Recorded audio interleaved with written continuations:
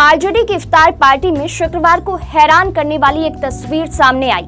मुख्यमंत्री नीतीश कुमार पर हमेशा बरसने वाले चिराग पासवान मुख्यमंत्री का पांव छूते नजर आए। सीएम नीतीश जैसे ही अपनी जगह पर बैठे, चिराग पासवान ने पैर छूकर उनका आशीर्वाद लिया।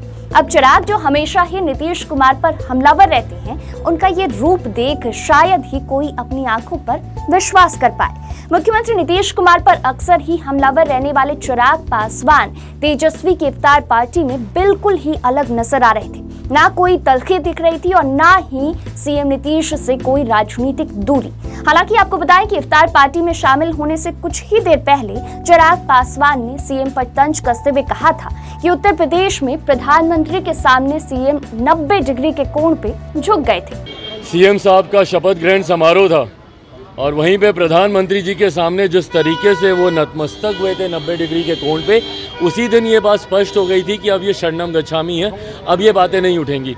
अपने इस बयान के कुछ ही देर बाद चिराग पासवान सीएम के सामने नतमस्तक हो गए।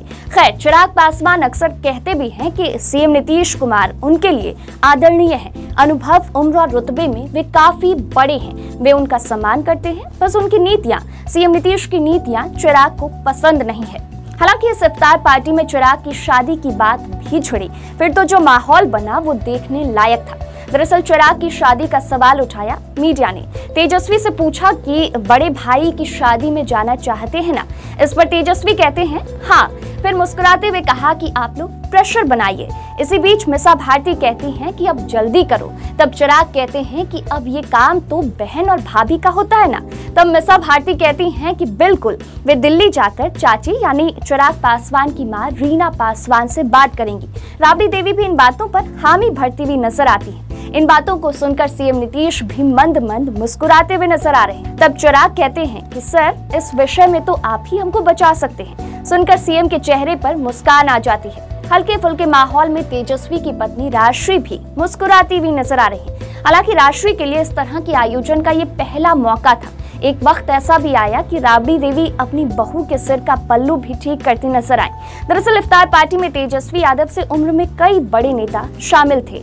ऐसे में राबड़ी देवी समय समय पर अपनी बहू को भारतीय संस्कृति और हिंदू रीति रिवाजों के बारे में बता रही थी।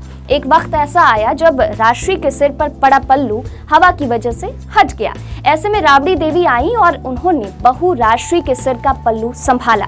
राबड़ी देवी ने खुद उनके माथे को पल्लू से ढका, साथ ही उन्हें बताया कि कैसे इसे संभालना है। इस दौरान सास बहू दोनों खिलखिलाकर हंस पड़ी। वहां मौजूद सभी लोगों की नजरें इस नजारे पर थी।